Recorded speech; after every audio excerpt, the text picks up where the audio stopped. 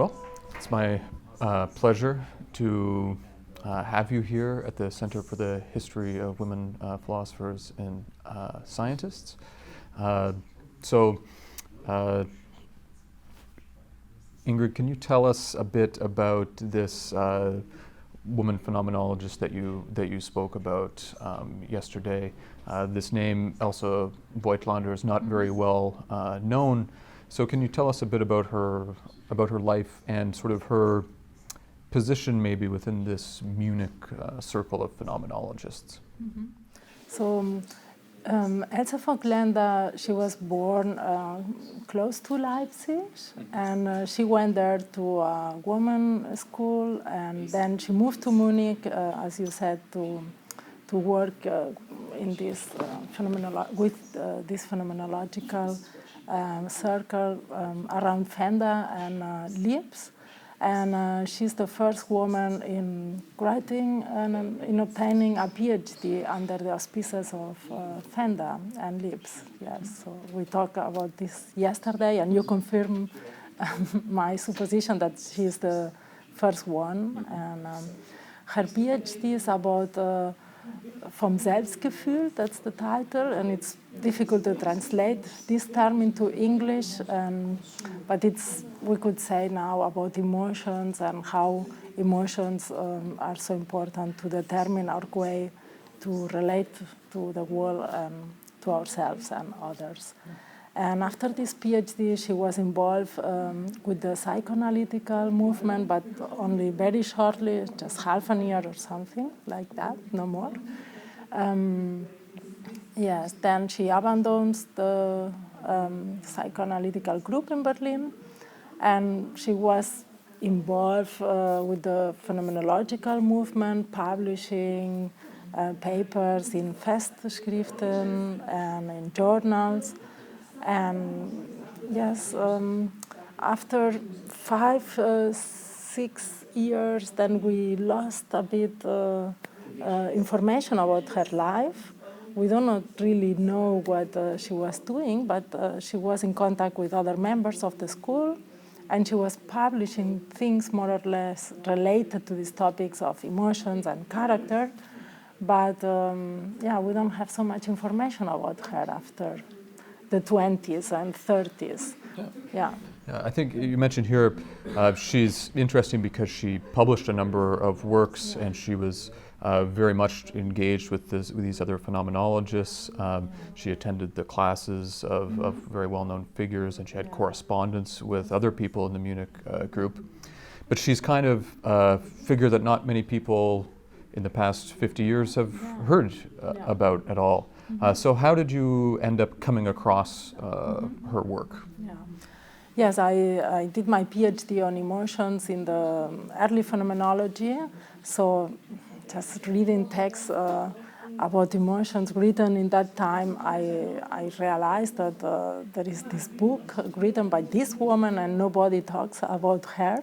And I was quite surprised because the quality of her PhD is really high, and it's a really insightful and inspiring book too. And yes, it surprised me that Fender, who was the PhD director, never mentioned her, and also a colleague who was working on similar topics like Willy Haas never mentioned her, and other authors from this school who work on emotions seem not to take her work into consideration. So I was really surprised because I was working on emotions 100 years later, and I discovered her book. So I guess that people working on emotions at that time were familiar or knew about her work, and yes, nobody mentions her. So so this leads nicely into my next question, and that is, why should maybe contemporary people doing phenomenology be interested in looking at her work, and what do you take to be some of the interesting or maybe original ideas that we find in Voigtländer's writings? Yes. I think that her work is interesting for phenomenologists, but not only, also for emotion theorists. They should read her work. And insights in the book are about this specific kind of affective phenomenon that she calls Selbstgefühle, and it's difficult to translate into English. We can say self-feelings, but it's not really what she wants to say. There are insights about this that we should just consider now, not only from a phenomenological point of view, but also from the point of view of an emotion theorist. So I think that her theory about how emotions relate to values and the different types of how we can feel, that's also very interesting there, and we should take a look what she was saying. And I wanted to ask a question too about, you spoke in your talk about her writing on the concept of ressentiment. yeah. And does this, certainly she was in with this group who was affiliated with Scheler. Mm-hmm. Is her writing on this topic before Scheler or around the same time? You know, and could you say a bit about what she talks about in terms of ressentiment? Yeah. Okay.